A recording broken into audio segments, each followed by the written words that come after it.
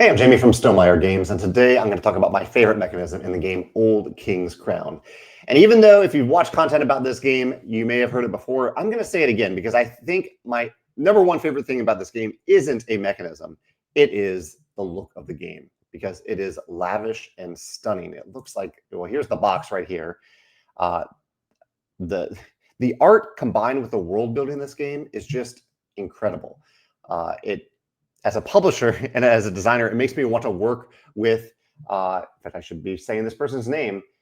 It makes me want to work with them as a designer. Let me get their name right so I can say it out loud because it's incredible. Pablo Clark. Pablo Clark is the designer and the artist. Yeah, the art in this game is incredible, and it ties really, really well to the world building itself. Um, so that, and I will mention that specifically because there were moments in this game. I played a 4-player game of Old King's Crown, and I had a good time. But there were moments where I was certainly overwhelmed. There is a lot of information in the game, information that you would need to be able to read from across the table, and you can't because I can't read upside down text from across the table. There's layers, there's different cards that you can get that change different things. There's a lot of information that is overwhelming. But in those moments of being overwhelmed, I would focus on the core of the game, which I'll mention in a second, and I would focus on the art because the art is really that stunning. I can get lost in the art. And so that's why I do want to emphasize it up front. The game is so incredibly beautiful on the tabletop. So let's talk about the mechanisms, though. The core of the game is that you have this region by region area on the board. So it's really 3 different rows. And you are deciding to place one of your cards on each of these rows, and you're trying to decide how much you want to try to gain control of those regions temporarily, to kind of win a battle in those regions. You're doing so with these cards that have numbers on them, like this card has a number 11. And so if I have the highest card or highest total sum of value of cards and other things that you can put in this region, then I win. I win one of the benefits of that region.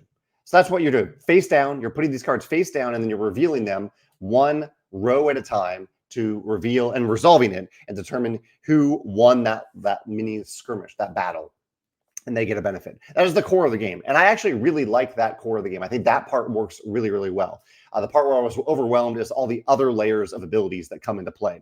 But this core is really, really cool. And I think one of the reasons that I think it works so well is by default, all players are participating in each row.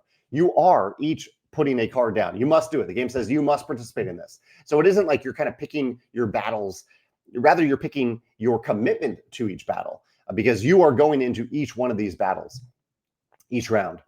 The other layer to it that I really like is that are the different benefits. Like, how do you choose which of these are important to you at any given time? They all give you points. This one gives you 2 points.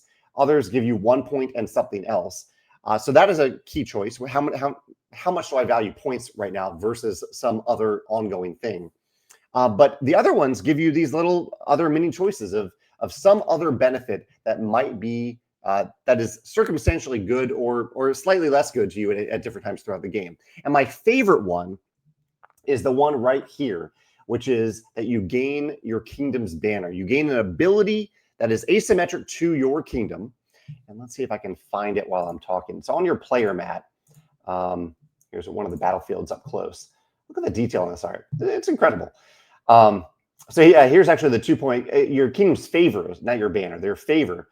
So you gain 1 point and gain your kingdom's favor. So it's an asymmetric ability tied to your specific kingdom that you get to activate as long as you control that region. So if someone else wins the next battle, they gain this token.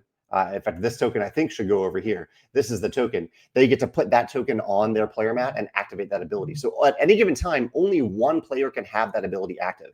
I think this is actually very, very clever because not only are you activating something unique to you, but you are the only one having that active at any given time. There's a reason to have it active multiple turns in a row. I think you level it up with this token a little bit.